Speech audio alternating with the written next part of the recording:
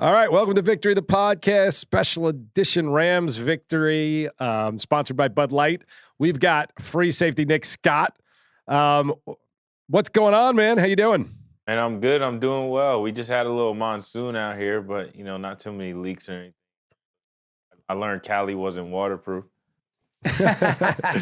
Wait, you're calling yesterday's rain a monsoon, huh? I mean, it was not great, but where do you live? I live in Moore Park, but for California, I mean, that's probably the first time we've had rain out here like that in at least a year and some change. Yeah.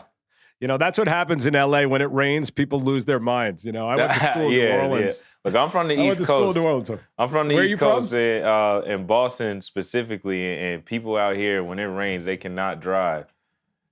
Now, I would like to add something to that. The thing about it that most people don't know, because I grew up on Long Island, it's the same thing. It rains and everybody panics. But what happens is when it doesn't rain, the streets get really full of oil. So when it first rains, the streets are slick. Oh, okay. So that's why people drive a little bit slower. I mean, people in LA lose their mind at the slightest, at the drizzle. I saw in the news, there was the guy was giving warnings, try to get your errands done by 11 a.m. as if the world was coming to an end. Also could be mudslides and that kind of stuff. But anyway, more importantly, the Rams are 6-1. You're looking good. I mean, it must be great, just like a good feeling that the team is doing so well. How you feeling right now? I feel good. Anytime you come out of the week with a win, that's a great feeling. I mean, we put so much work into this game week to week. So to see that work come into fruition, come out with a win, celebrate with the guys, that's always fun. And you had a pretty big pick at the end of the game there, right? Yeah, that was a good feeling too. We pride ourselves on takeaways. Funny enough, Jalen and I, we were going back and forth before the game talking about who's really the closer, for the Rams and in the DB group. And, of course, he had that big pick, saved us at a touchdown, probably closed the game out, firsthand. So he came to the sideline. He's like, man, I told you I'm the closer. I told you. And I was like, no, we about to go back out there. So watch this. I literally told him, I said, watch this. So, we had a good little moment after I got that pick. I love that. That's incredible. So Nick, we had the punter Johnny Hecker on, and we had it was an amazing conversation because there's so many things, right? Punters and a lot of times special teams don't really get the credit that they deserve. But it's funny, we interviewed him, and then that next week, because we were asking him about trick plays and how often he throws, he threw a touchdown pass to you once before. Is that correct? It wasn't a touchdown. I took it for 30, 27 maybe yards, but he's got a little arm on him. Played quarterback in high school. Right. And how often do you practice those trick plays? And do you have to put on your acting skills when you come out of the huddle to look like it's a normal punt? Is it written on everybody's face that do you practice acting normal before a trick play? Man, I think so. You don't want to give it away. So try to act normal, try to give a normal cadence and everything like that. I remember I ran a fake my rookie year. And I didn't do such a great job acting. I think I walked up to the line with my hands up, ready to receive the ready to receive the snap. So I've had to work on my acting since then. Well, Nick, staying on the trick plays, because I wonder, you played offense obviously when you were younger. You got all the skills, which some people don't understand. These elite athletes, you could probably play a lot of positions, but you're playing defense now. But when they call that play and the ball is coming to you, is there any nerves do not screw this up, or are you confident and psyched for that moment? Yeah, I mean, there's a little bit of nerves, but the worst thing you could do is think about it. The perfect scenario is if you kind of black out and then, you look up and the fans are cheering and you had a great success. So I try to just go up to the line, treat everything like normal, like you said, putting on them acting skills, and then hopefully when I come to, it's like a game of 30 yards and we got the first down. Wow. Since you're talking acting skills, what we like to know is, because we're now somehow aging, but some of the younger players, and Johnny Hecker and Andrew Whitworth is a buddy of ours. Do you know Entourage? Do you know who Connolly is? Or do you think he's like Sean McVay's weird-looking cousin? Do you think I could be Sean McVay for Halloween? Can I play Sean? I could pull off. I think so. Buff up. I think so. You got some good hair under there? Let me see. I got better hair than he does. I got better hair than he does. I don't know, I'll put man. on my headset. I think he would argue otherwise. I'm going to put on my headset. I'm going to put on my Rams. People will know who I am. People in LA, they'll know who I am. So you could pull it off. You can pull But it's it off. funny that you say that. It sounds like McVay. He kind of a real player's coach, and he'll get into it with you. You say like he'll argue that. Is he like a guy who's kind of one of the guys that is the coach, or no? He's a real cool guy. He's a younger coach for sure. So it's pretty easy for him and us to relate to one another. So yeah, he probably would go back and forth on that, but he's cool. He's a cool guy for sure.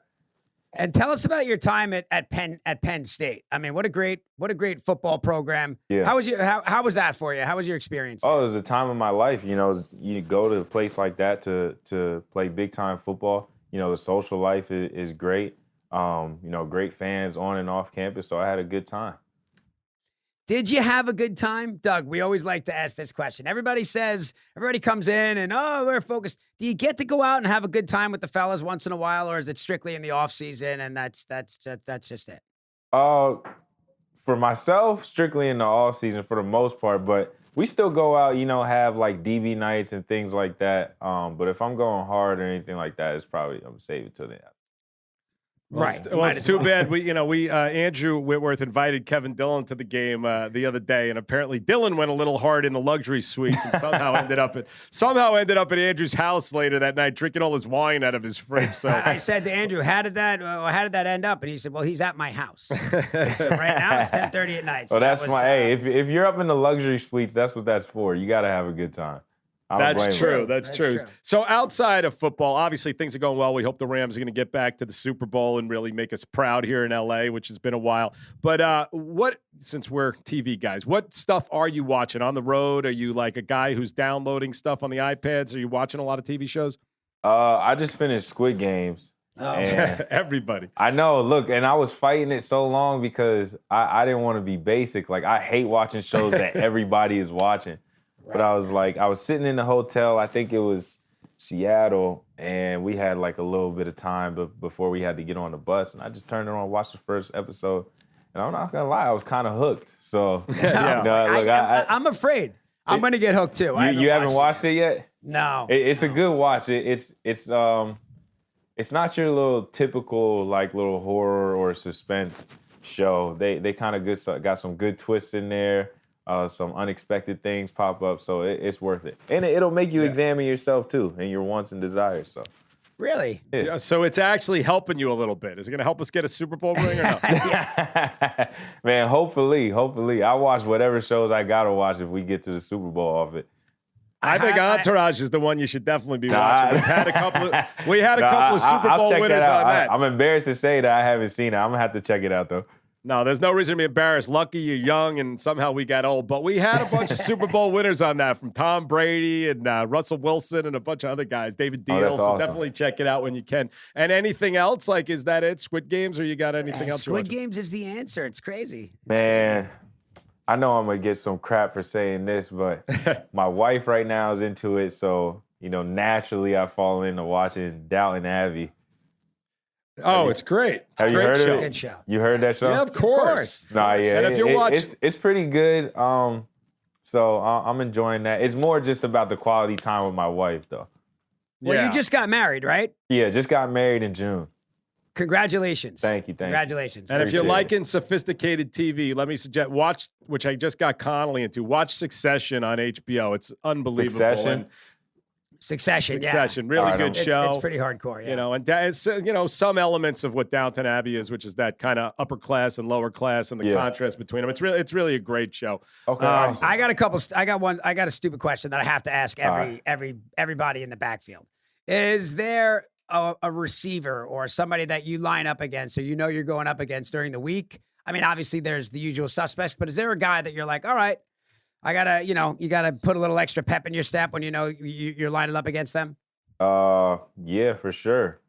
And they're all on the Rams: Cooper Kupp, Robert Woods, and Jefferson. Good answer. But what I was thinking, listen, you're 5'11", and it's amazing what you're able to do at that size. But we had DK Metcalf on this show. I mean, he's a monster. So when you're seeing that ball go up, and if it's going to be you and him going for that, are you like, I have no problem, I'm going to take this? Well, he's the guy doing the hitting, right? Yeah, I'm doing the hitting, so I got a little bit of an advantage. But if you're at this level, most of the guys have that type of mentality where if that ball's in there, it's ours. So, Right. if a guy like him happens to get the ball, I mean, we have a saying that's like, this dude's on scholarship too. That's what he get paid to do. So you line up, snap it again, and try to come out on the winning side. Was it a giant change, though, for you when you first started? Obviously, you were a 7th-round pick. Did you feel, I have no problem, I can make it in this league? And did you see just an enormous difference from what you were seeing playing the best college teams? Yeah, I mean, there's definitely a huge difference in terms of just, speed and ability is the first thing. But, when you get to this level, everybody kind of has that. So the biggest separation is the mental aspect and making decisions and quick decisions. But, physicality-wise and everything like that, I've always felt like I was supposed to be here. If you look at the trajectory of my career, it's always been kind of an uphill battle. So it wasn't anything, that I seen as too much. I just tried to, stay to my core values and what got me here in the first place and just keep rolling. And is there anything you can do to improve that mental game, or is that something you're born with, or is there things you can work on and that you do work on?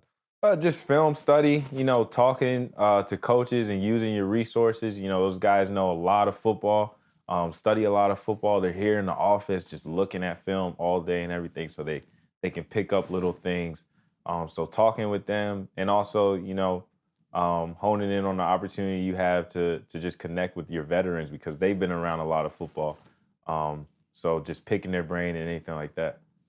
And do you guys ever make jokes in the huddle, or is it basically just Aaron Donald being mean and not letting anybody make jokes? Is it just super intense, or is there ever tension breakers, or how? What's the defensive huddle look like? Defensive huddle is pretty intense. I would say most of the tension breaking comes on the sideline. Once you're in the huddle, you're pretty locked in for your call and your assignment, but when you get on the sideline, you can poke fun at people and things like that. Right. For sure.